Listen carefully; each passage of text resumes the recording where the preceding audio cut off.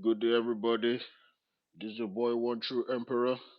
Today will be today I'll be giving a breakdown of the game that was played a few hours ago. Aston Villa versus Arsenal. Man, um, in my last video, I said this game was going to be a tough one. Honestly, I'm not surprised that we lost. It's how we lost and some of the performances that some of the Arsenal players put on the field that got me a little bit disappointed. I mean, before the game, Aston Villa has been perfect at home this season.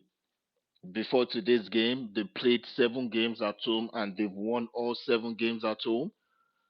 Arsenal has the best away record this season. Before today's game, we played 7 away games. We've won 5 at 2, lost 1, and drew 1. And now, after today's game, Aston Villa yet again still proves that the better team at home. They have a perfect record of 8-8, and now Arsenal has 5 wins, 2 losses, and 1 draw in away games.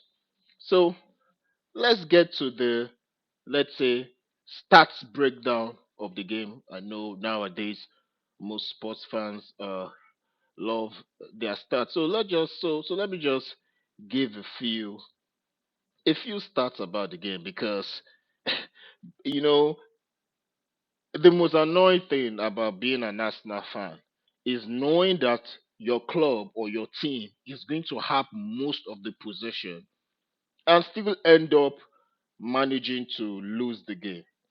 Now, before today's game, Aston Villa expected goals was at 0.51. Arsenal's expected goal was at 1.36. Based on that alone, it means that Arsenal should have gone into Aston Villa and be able to get a goal. Let's go to ball possession. Aston Villa had 39% of the ball possession, and Arsenal had 61% of the ball possession. As usual, Arsenal dominated the ball, dominated the field of play. But don't worry, we will get to the proper breakdown. I'm just giving out the stats. Now let's look at the shots on target. Aston Villa had a total of 10 shots. They had 3 shots on target and they had 2 shots. 2 shots off target and, of course, 5 block shots. Arsenal had a total shot of 12. We had 5 shots on target, 4 shots off target, and 3 block shots. You see, how Arsenal manages to lose this game and the way they lost this game is actually what disappoints me, even though I'm not surprised that we lost. You know, Zichenko had a poor performance today.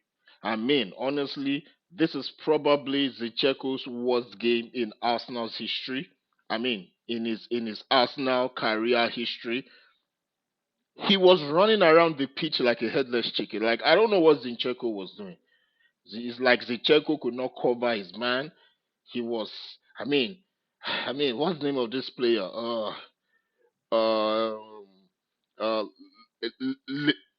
Leon Bailey was cooking Zinchenko all day, literally cooking Zinchenko all day. Um, their number 11 as well, Watkins was cooking Zinchenko all day. To be honest, I felt like William Saliba had to play 2 possessions. Let me let me explain why I said Saliba had to play 2 positions. Gabriel supposed to be covering Zinchenko. William Saliba would leave his own position and come all the way to help Zinchenko. That was how bad Zinchenko was today. Honestly, the only player that was actually impressive today was Bukayo Saka, and for me, Kyle Havertz. Kyle Havertz was impressive today. Bukayo Saka was impressive today. Declan Rice to me, yeah, Declan Rice did some things. Declan Rice was good. I will not say he was great. Declan Rice was good. Martinelli, I just don't understand. And Gabriel Jesus, yes, he did some things, but Arsenal is still facing the same problem that we've had in the past seasons. We can't score goals. We like when it comes to the toughest game because Aston Villa had a perfect game plan. Like Arsenal needs to understand that not every defense is going to allow us to easily score 3 or 4 goals or even make it easy for us to score a goal.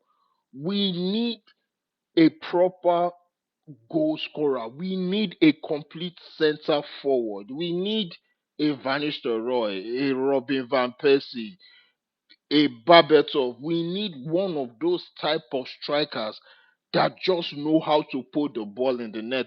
We need somebody like a Haaland right now that knows how to put the ball on the net. How can you have a total of 12 shots and you can't convert one when honestly, to be honest, your goal expected was about 2 goals? It's still the same problem for me. I think Arsenal lost this match. I mean, I knew. I mean, everybody knows Zinchenko did play well, but I felt like we lost this match because we could not score goals. It's just as simple as that. We just can't put the ball in the net when it comes to the toughest games. We just can't put the ball in the net. I mean, do not get me wrong. Arsenal knows how to create chances. We know how to move the ball. We know how to counter attack. Yes, we may have issues with our goalkeeper. We may have issues with our defense once in a while. But I think the major problem at Arsenal is because we could not put the ball on the net.